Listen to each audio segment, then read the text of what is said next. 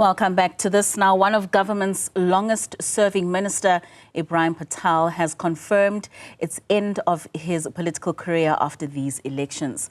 Patel, who has held the trade and industry portfolio since its establishment under the former president Jacob Zuma's tenure in 2019. Now, to reflect on Patel's career, I'm now joined by MacKay, the CEO of Global Trade Advisors. Donald, thank you so much for your time and for joining us this evening.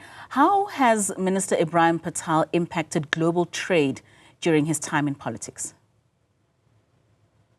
Well, he certainly has had a very active role in South Africa's trade policy space, and certainly probably his legacy project has been bringing over the line the African the African Continental Free Trade Agreement, and has really kind of done a lot of work to see that get implemented. So I think of all that he has done, that's probably what he should be most proud of.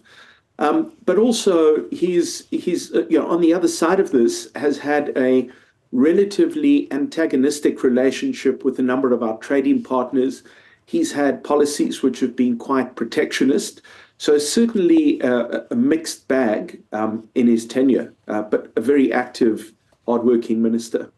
And one minister that's often quoted in the most rarest in terms of not having any scandals over the 15 years that he has been in government. And of course, you highlight his African Free Trade Agreement that was formed during COVID-19 as one of his achievements during his tenure. What's your take on him opening up the Chinese tea market to South African tea makers? How much of an impact will that have on South African tea makers in years to come? Yeah, I mean, that's certainly a good achievement, and there've been a number of others similar to that over the years. Yeah, that's very good. If you're a tea farmer in South Africa, particularly, of course, with rooibos, this is an enormous market that you suddenly have access to. There's nothing bad that can be said about opening China to South African tea. I mean, you spoke in terms of some of the other challenges. What challenges would you highlight that the minister has faced in advancing global trade agendas, and how do you believe he has addressed them? Yeah, so I think the minister's take on global trade has tended towards the more protectionist side of things. A lot of what he has put together under the rubric of industrial policy has really been about import replacement, about trying to get domestic production up and running. I think the outcome of that has not been terribly good, unfortunately. But what he has done is brought business, labor, government together in the room in a number of big sectors, has created these master plans. I think some of those have succeeded better than others. But on balance, what we haven't seen is growth in employment numbers. We have not seen per capita GDP improve over his tenure. A lot of that trend began before he even stepped in to his current role as the kind of the newly remerged trade and industry and economic development. But in the tenure that he's had, we have not seen good economic growth. We haven't seen improvement in the metrics that we really care about as citizens. And so from that perspective, I think even if the intentions were good, the outcomes have not been terribly good. And what would you highlight as some of those that implicated or contributed rather towards this lack of employment and lack of economic growth during his time? What do you believe he could have done differently? Yeah, so I think that's a difficult problem to lay at the door of any one person. I think there are many policy problems in South Africa that create a bad environment for employment. But I think the incredibly granular management that was brought to bear in these master plans has made it very difficult for anything to move forward. So we've ended up in a situation where we now have policies, we have laws, we have incredibly complicated contracts between government and labor and business.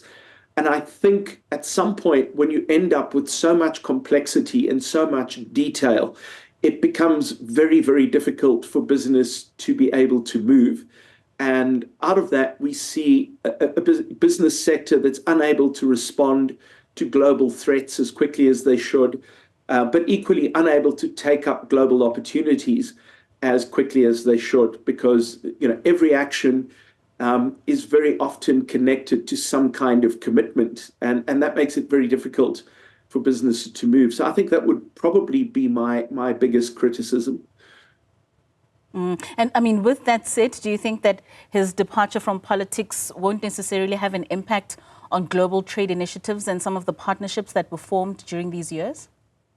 No, so I think we must be very careful to not personalize these roles too much. I mean, of course, the individual fulfilling the role is incredibly important, but this is a big country with lots of different moving parts. I think a lot of the philosophies that underpinned Minister Patel's approach to global trade run a lot deeper than him. And I've no doubt if an ANC minister were to follow up, they would have a similar outlook. But I do think some of that philosophy that underpins our relationship with the rest of the world is not healthy from an economic perspective. And I think we need to be focusing on things like exports. We need to be growing our services sector. And I think these elements of our global trade policy have been neglected in the effort to remove imports from the market, for example. I mean, that was certainly my next question to you, and without even personalizing it to the next leader, I was going to ask, I mean, what key priorities do you believe the next leader is meant to do in continuing some of the work that Minister Patel has put in terms of global trade? Yes, I think, more than the relationships with the rest of the world, South Africa is a very small player in a very, very large globe. I think what we've got to do is create a more predictable policy space in the global trade sphere. We need to probably limit the involvement at a micro level of government in many businesses and many business sectors. And I think we need a much stronger focus on growing our exports, which means really tightening down the relationships of the countries that buy the goods that we manufacture here, that we mine here. And much of that actually sits in places like Europe, which remains still our biggest trading partner. But of course, Africa is strategically incredibly important. And so I would be very disappointed if Minister Patel's successor didn't take or pay enough attention to what happens in Africa particularly, and our relationship with the rest of the continent. You mentioned earlier on that you don't believe that any ANC minister would be able to continue with what Minister Patel has crafted as a way forward, especially for this department. What type of leader do you believe needs to take up this position in ensuring that we do achieve that which we need to, especially for global trade? Yeah, so I'd certainly like to see someone with an equivalent amount of energy that Minister Patel brought to this. But I think we do need a lighter touch. So I think the idea that government can steer with the incredibly heavy hand that has been brought over the last few years is problematic. That doesn't make South Africa necessarily attractive to investing. It doesn't, when every competition commission merger has the minister's personal involvement, I think that's off-putting to investors. I think for that kind of thing, we want a more predictable process and not one which is negotiated on a kind of ad hoc basis per deal.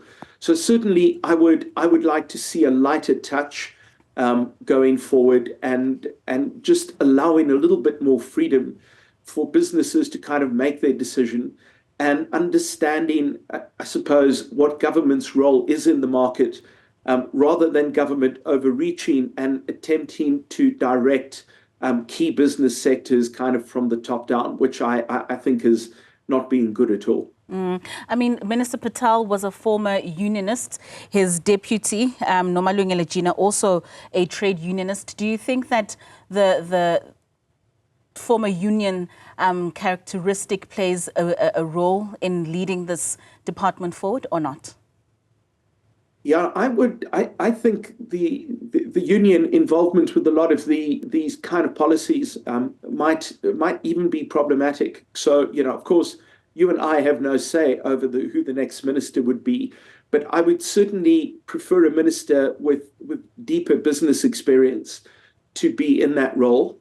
We haven't had a minister of trade that has come out of the business sector, trade and industry.